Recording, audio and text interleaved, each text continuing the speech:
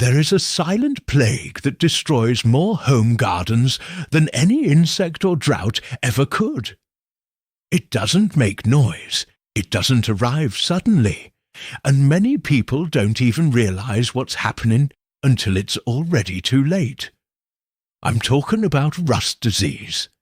Those yellowish and orange spots that begin to appear on the leaves of your plants and spread across your garden before you even understand where they came from. If you've ever lost a bean plant, a tomato vine, or even an entire garden bed because of it, I want you to know something right away.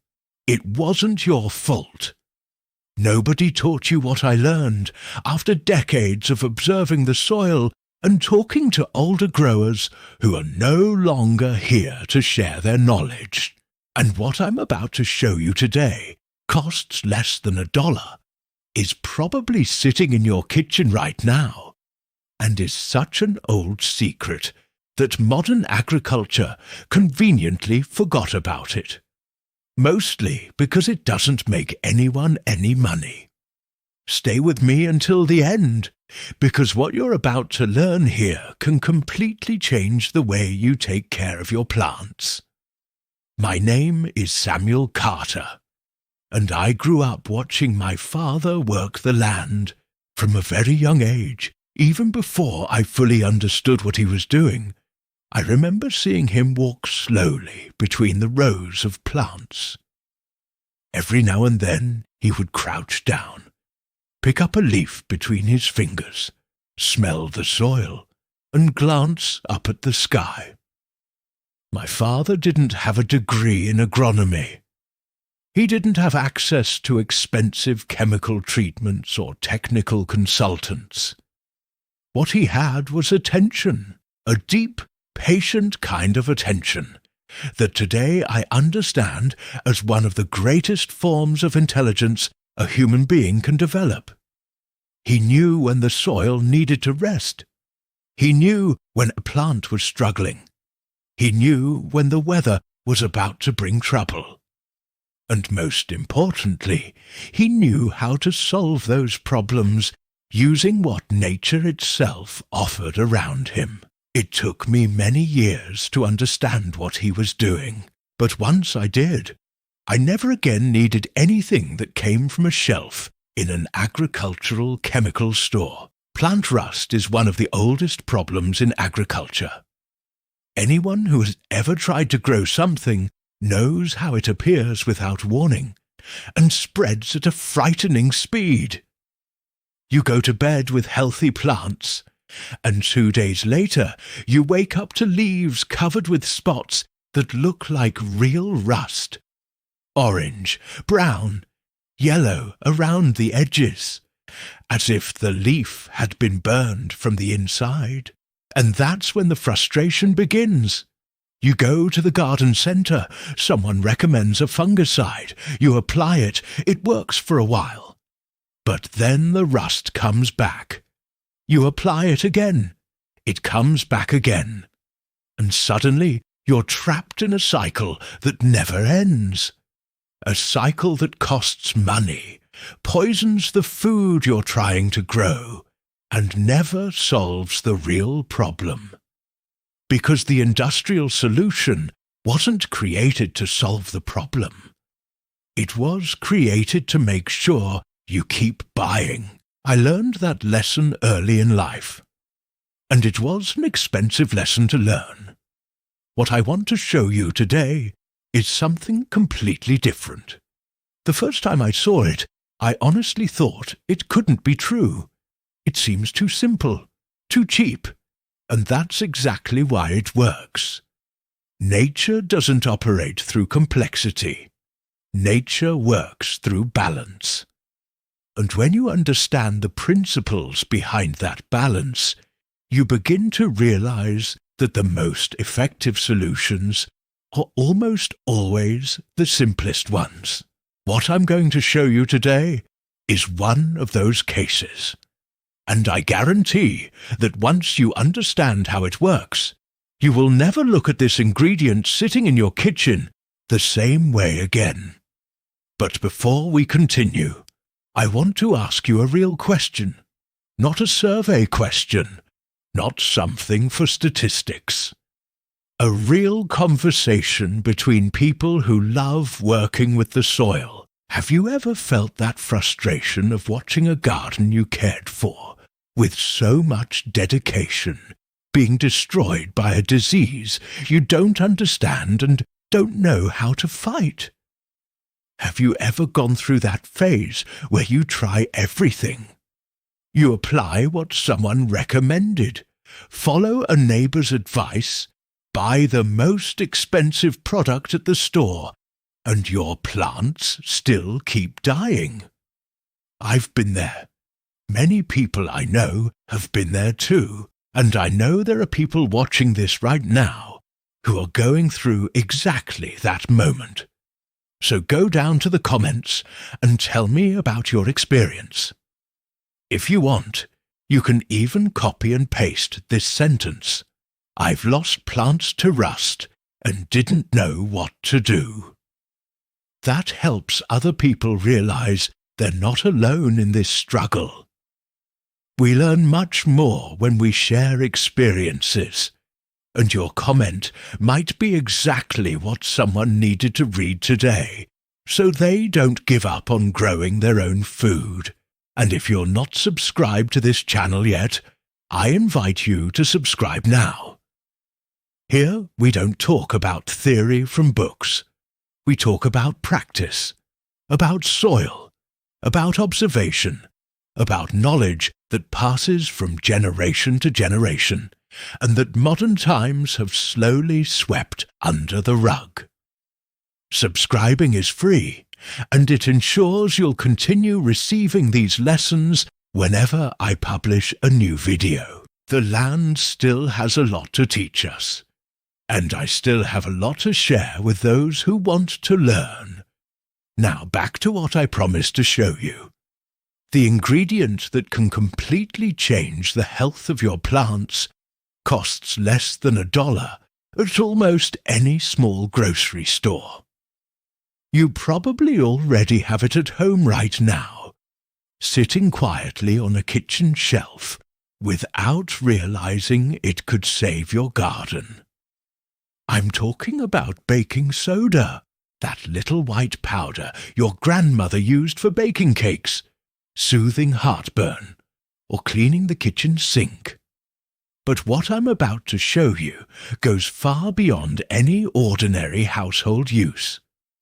When baking soda is applied correctly to plants, it changes the pH on the surface of the leaves in a way that the fungus responsible for rust simply cannot survive. And this is not some modern invention. This is a method older farmers were already using long before industrial agricultural products ever appeared on store shelves. But let me tell you how I discovered this, because the story itself is worth hearing. My father had a neighbour, a very old man named Samuel Carter, who cultivated a small piece of land, but managed to produce more than people who owned farms 10 times larger. His beans were beautiful, his leafy greens were vigorous, and his tomatoes never suffered from rust. Even in years when the disease devastated gardens all around the area. Everyone kept asking what his secret was. He would laugh, shake his head, and say there was no secret at all. He would simply say that you only needed to observe what the soil was asking for. But one day, when I was still young, I went over there early in the morning and caught him preparing a mixture in a clay bowl. I asked him what it was. He looked at me with the calm patience that older farmers often have and said, "It's what keeps the bad things away from the plants." I stood there watching, not really understanding. Then he showed me. It was water, something that looked like white salt and a thin drizzle of oil. That was it. He applied it to the plants with an old cloth, lightly wetting the leaves, and then walked away slowly, without any ceremony, as if he had just done something completely natural. It took me many years to understand what Samuel Carter was doing that day. Later in life, when I began studying traditional agricultural practices more deeply, and speaking with older growers from different parts of the United States, I started finding similar references everywhere. The use of alkaline substances on plant leaves is a practice that appears in very old records of traditional farming. Long before industrial agricultural products existed, farmers had already observed that certain natural substances could prevent fungi from developing on plants. They didn't always call it baking soda. In different regions, it had different names, but the principle was always the same. Change the surface of the plant so it becomes hostile to the organisms that cause disease. And the most impressive part is that this principle is so simple and so effective that modern science eventually confirmed what old farmers had already learned through experience many generations ago. The fungus that causes rust disease needs a very specific environment to grow.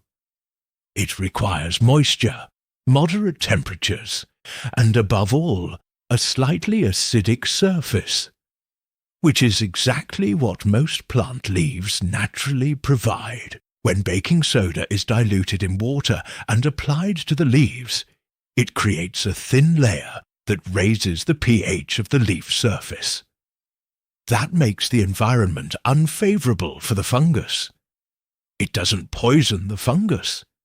It doesn't burn the plant with harsh chemicals. It simply changes the environmental conditions so the fungus cannot thrive. It's a solution that works with nature instead of fighting against it. And once you understand this, you realize how different it is from what you find in agricultural chemical stores.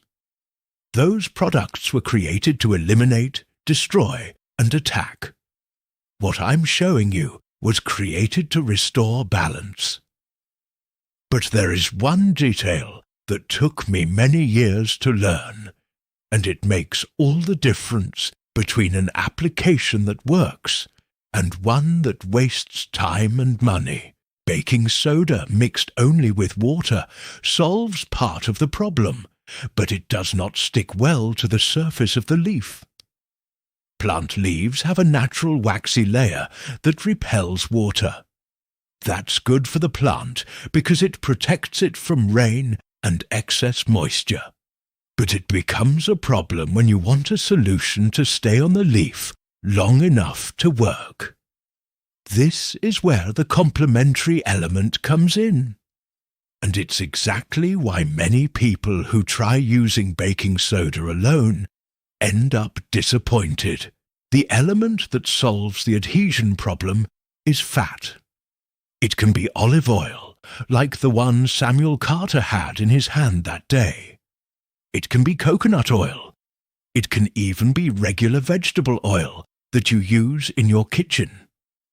When you add a small amount of oil to the baking soda and water mixture, it acts as a natural emulsifier that helps the solution cling to the surface of the leaf instead of running off.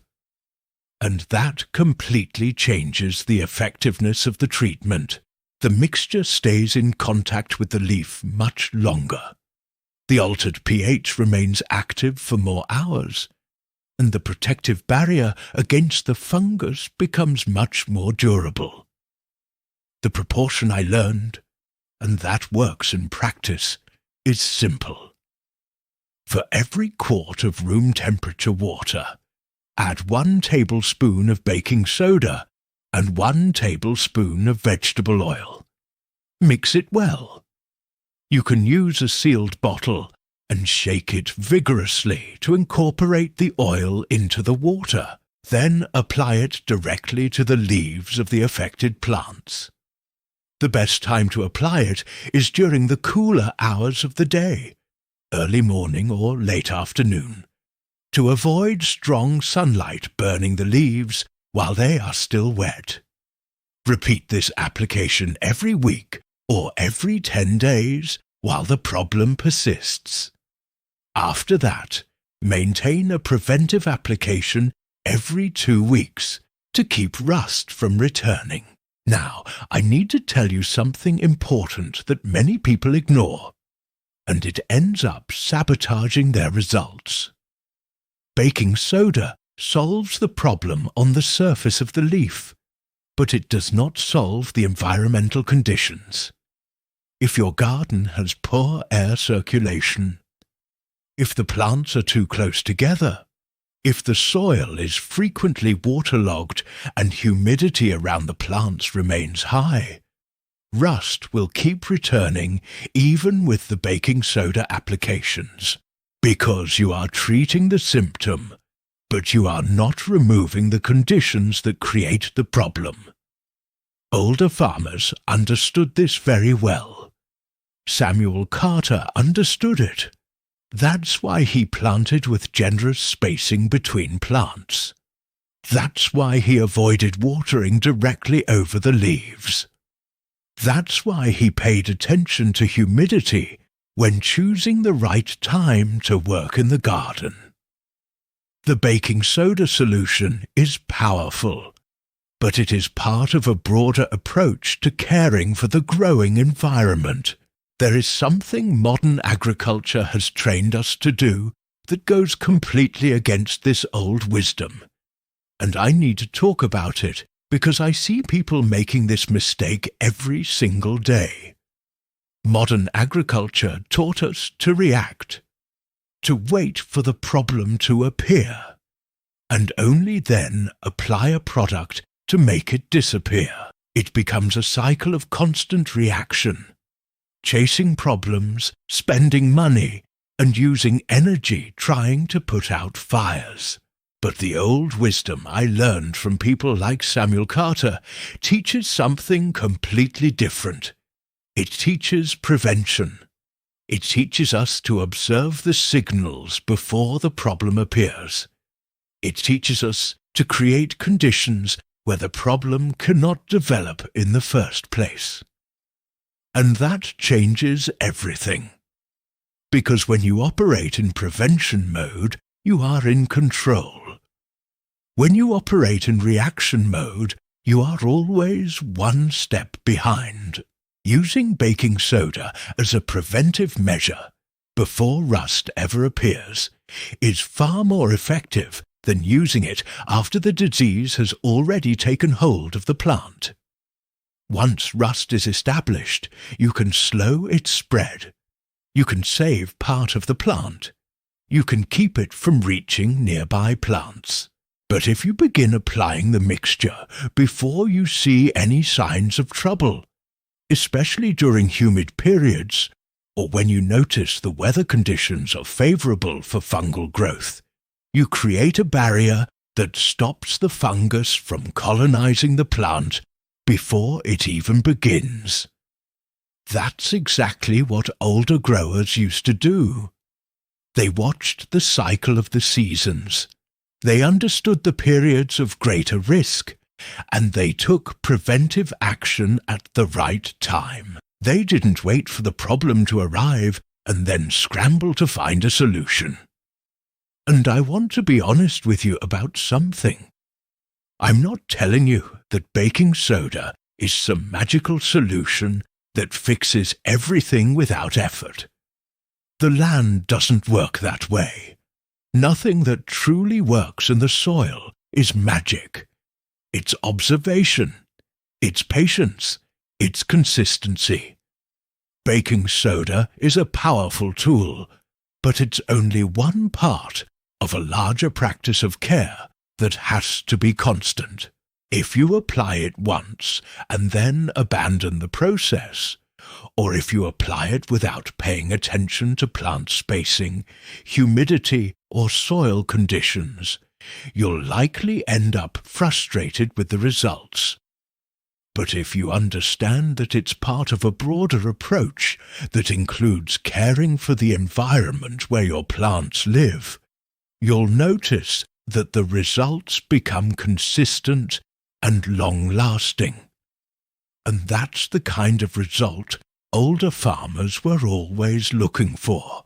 Not a quick fix that disappears after a few days, but a solution that lasts because it works in harmony with what nature already knows how to do. There is another detail about rust disease that almost nobody talks about, and in my opinion, it's one of the most important ones.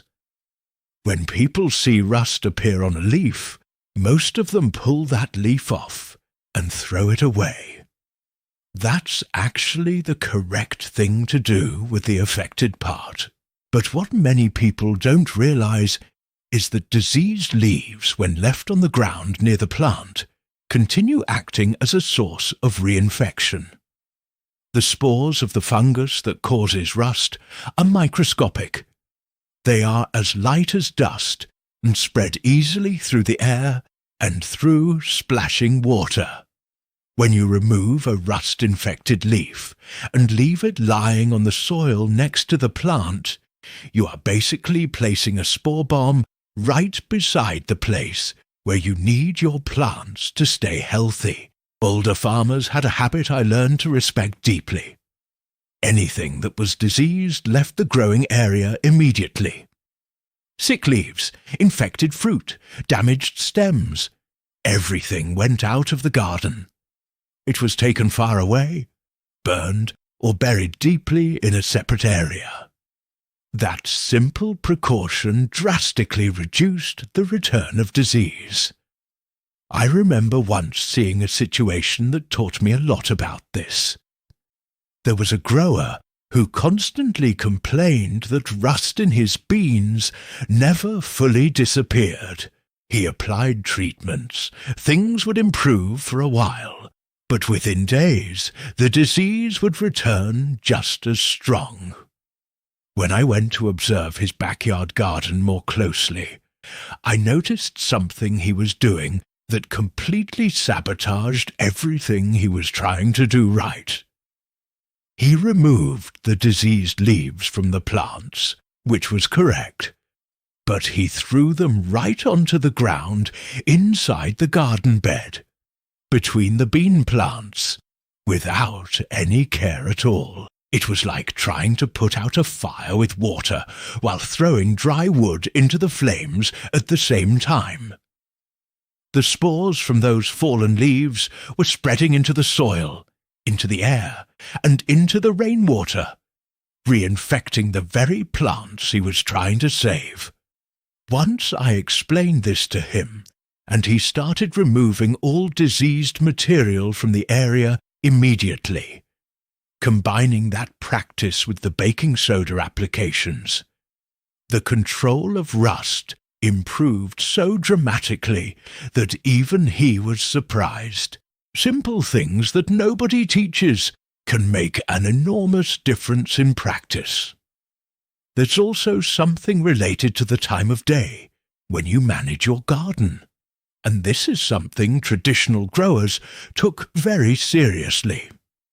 Handling plants, pruning, harvesting, or applying any treatment while the leaves are wet with dew or right after rainfall significantly increases the risk of spreading fungal diseases. When you touch a diseased plant and then touch a healthy one with damp hands, you can unknowingly transfer fungal spores from one plant to another. Older growers would always wait for the plants to dry before working among them. It wasn't superstition. It was practical observation of how diseases spread, and they simply adapted their behavior to reduce that risk. This kind of knowledge didn't require a laboratory to be discovered. It required attention and the intellectual honesty to recognize patterns over long periods of time. Another complementary practice that strengthens the effect of baking soda and comes from knowledge much older than most people imagine. is the use of companion plants with natural antifungal properties. When you grow certain herbs and species around plants that are more susceptible to rust, you create an environment that naturally makes it harder for the fungus to establish itself. Garlic is one of the most powerful examples. The scent of garlic, when grown close to plants like beans, tomatoes, and roses, all of which are highly susceptible to rust, acts as a natural deterrent for many fungi and pests. It's not that garlic kills the fungus directly. Instead, the volatile compounds released by garlic while it grows create a microenvironment that fungi simply don't like. And this works together with baking soda applications in a way that no single commercial product can replicate. For many years, I planted garlic around my bean beds, and the results were always better than those of neighbours who didn't do the same. It's not an absolute guarantee against every problem. The soil never offers absolute guarantees, but it is an additional layer of protection that works passively, without cost, without extra effort. And at the end of the season, you still harvest the garlic. Older farmers used to call this planting together to defend together, each plant helping protect the one beside it. It's a system that mirrors what nature already does in forests, where different species coexist in balance, and each one contributes to the health of the whole environment. Now, I want to talk about something that goes beyond the technique itself. I want to talk about why such a simple and effective piece of knowledge has been forgotten. Because when you think about it, baking soda is found in almost every household. Vegetable oil is in every kitchen. Garlic is grown across the entire country. So, why do so many people not know how to use these simple things to protect their plants? The answer isn't simple, but I'll share my perspective after decades of observing the countryside and watching the changes agriculture has gone through over time. At a certain point in time, agriculture in the United States began to feel the strong influence of what became known as the Green Revolution, a movement that introduced farming techniques heavily dependent on industrial inputs such as synthetic fertilizers, chemical pesticides, and modified seeds.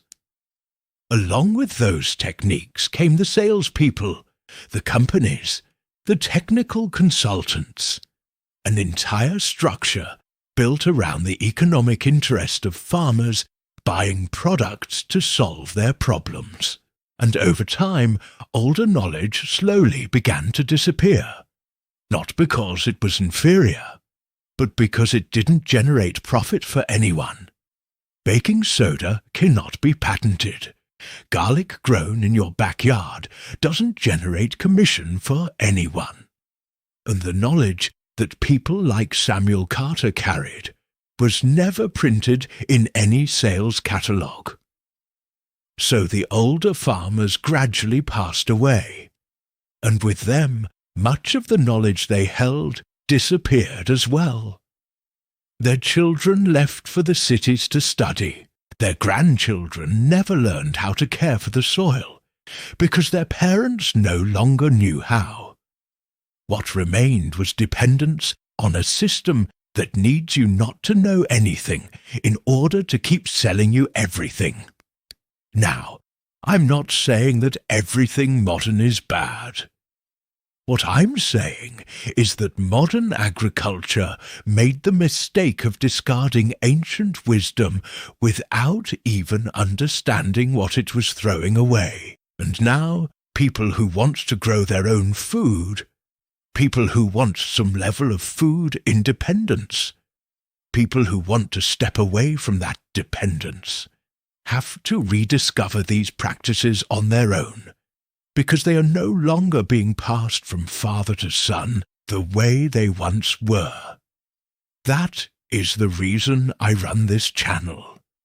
Not to become an internet celebrity, not to sell courses or products, but so that what I learned over a lifetime, what people like Samuel Carter taught me, what my father passed down to me simply through observation, does not disappear completely, so that someone who is starting a small backyard garden, someone who wants to produce at least part of their own food, has access to knowledge that actually works and doesn't cost a fortune. Now, going back to baking soda, I want to give you another practical detail that makes a real difference in the results. Something I learned through many years of observation. The quality of the water you use in the mixture matters more than people realize. Water that contains high levels of chlorine, like the tap water found in many cities, can slightly reduce the effectiveness of baking soda, because chlorine can interact with the compounds in the mixture. Ideally, you should use rainwater when possible. If that isn't available, simply leave tap water in an open container for at least an hour before preparing the mixture. This allows the chlorine to evaporate naturally. It's the kind of small detail most people ignore. But it can make the difference between an average result and an excellent one. Nature works that way. Its secrets are hidden in the details. Another important factor is how often you apply the mixture. Many people apply it once, see improvement, assume the problem is solved, and stop applying it altogether. 2 months later, the rust returns, and they conclude that the method didn't work. But the truth is that the method didn't fail. It was simply abandoned before the job was finished. The life cycle of the fungus is longer than what you see on the surface of the leaf. When the visible spots disappear, the fungus isn't necessarily gone. It's simply controlled at that moment. Invisible spores remain in the environment, in the soil, in the air, around the plants, waiting for the right conditions to establish themselves again. That's why preventive maintenance is just as important as the initial treatment.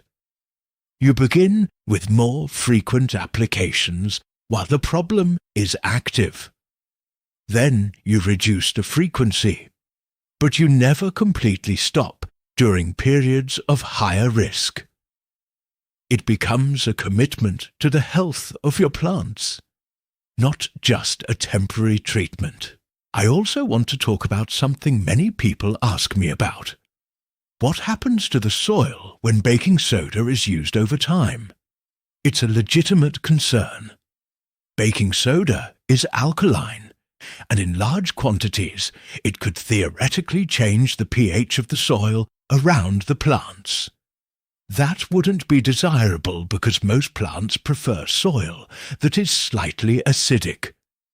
But at the concentration I recommended, 1 tablespoon per quart of water, and applied primarily to the leaves, the impact on the soil is minimal. The small amount that drips onto the soil after spraying is diluted by the natural moisture of the ground. There is no consistent evidence of soil problems when baking soda is used moderately and correctly on plant leaves. But if you want to be even more cautious, you can simply water your garden beds normally after applying the mixture to the leaves. This will dilute any residue that may have reached the soil. That extra precaution won't interfere with the treatment on the leaves and helps maintain balance in the soil. One thing I've learned over the years is that the soil always teaches us, if we are willing to pay attention. Not through words, but through signs, we must learn to read. The colour of the leaves, the texture of the soil, the behaviour of the plants, the movement of insects around them. All of that is the language of the land. Learning that language may be the most valuable skill anyone who wants to grow food can develop. Baking soda is just one example of how a simple piece of knowledge, when applied with attention and consistency, can solve a problem that once seemed complicated. But behind that knowledge there is a larger philosophy. Observe before acting. Understand the system before intervening. Work with nature instead of against it.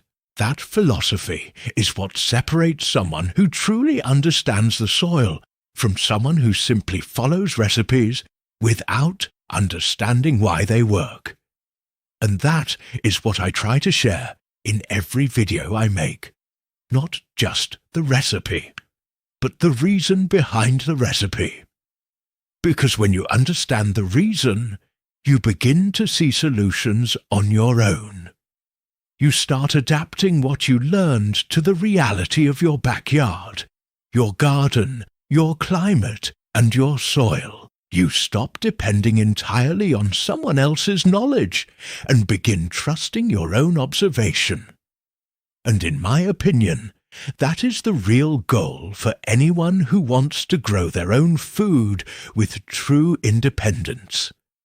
There are also a few variations of the baking soda mixture that work well in specific situations and are worth mentioning. In cases where rust is already very advanced and spread across many leaves, adding 1 teaspoon of liquid Castile soap to the mixture can increase the penetration power of the solution and strengthen its antifungal effect. The soap acts as a natural surfactant, breaking the surface tension of the water and allowing the mixture to spread and penetrate more effectively across the surface of the leaf. Do not use scented soap or products with chemical additives. Use simple pure soap, the kind our grandparents used for basic household cleaning and laundry. That is the one that works. And once again, we return to the same principle. What modern agriculture replaced with industrial products, older wisdom solved with simplicity, and what nature already provided. There is one situation that deserves special attention.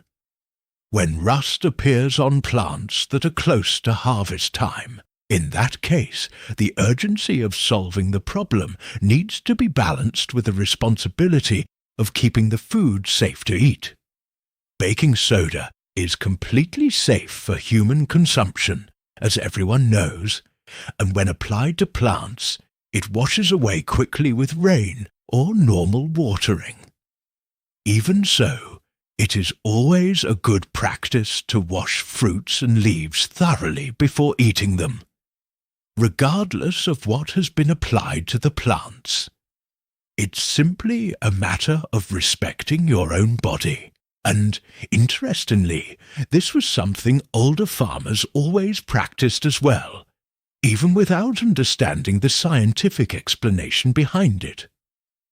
Washing food before eating has always been part of a culture of care, one that slowly faded along with many other wise traditions.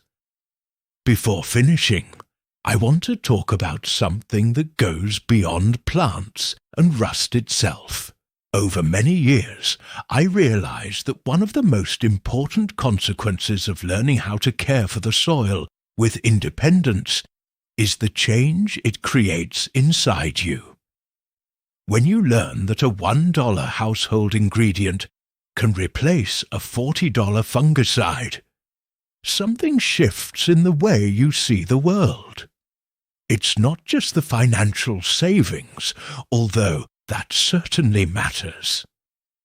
It's the realization that you may not be as dependent as you once thought. You begin to understand that simple solutions often exist for problems that seemed complicated. That the right knowledge places power back into your own hands. And once that realization happens, you start questioning other kinds of dependence as well. You begin wondering what other simple solutions might exist, not only for problems in your garden, but for problems in your life and the way you produce and consume your food. In my experience, that is the beginning of a path toward real food independence. Food independence doesn't mean completely disconnecting from the modern world, refusing to buy anything from anyone, or pretending modern society doesn't exist. It means having the knowledge and the ability to produce at least part of your own food with the resources you already have. It means understanding what you are putting on your table. It means not being entirely dependent on a supply chain that you have no control over. It means looking at a problem in your garden and having at least one solution in your mind before running to the garden store. Every piece of knowledge, like the one I shared today, moves you a little closer to that place. There are many other secrets older farmers once carried about how to care for plants, soil, water, and animals in the countryside.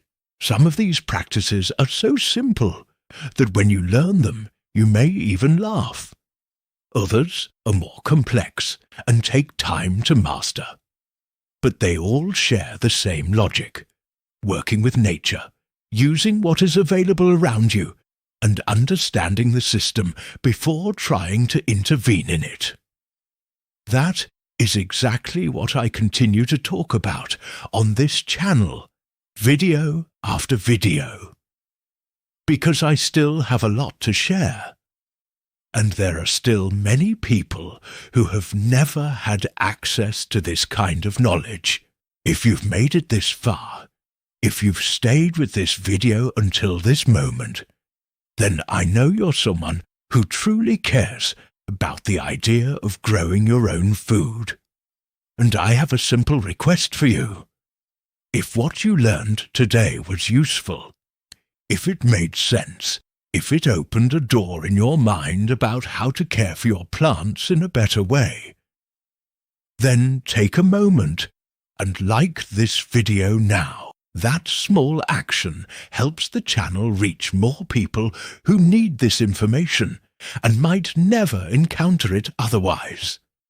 And if you're not subscribed yet, consider subscribing. It costs nothing, and it makes a huge difference in helping this work continue, and in making sure you keep receiving these lessons whenever a new video is published. The soil holds wisdom built over thousands of years of coexistence between humans and the land. And in just a few decades of modern thinking, we convinced ourselves that we knew more than it did. Today, we are paying the price for that mistake. In the quality of the food we eat, in the dependence we created on systems we don't control, and in the fragility of a food chain that could be interrupted at any moment. But there is a way back, not a path of nostalgia, not a denial of everything that modern knowledge has discovered, and not a fantasy of returning to a past that no longer exists. Instead, it is a path of recovering what was valuable in the old knowledge and combining it with what is useful in the present. And that path can begin with something as simple as learning that a $1 box of baking soda can protect your plants better than an expensive product sitting on a store shelf. one step at a time, one plant at a time, one harvest at a time. That is how real independence is built. And I will keep walking this path with you, for as long as the land gives me the strength to continue.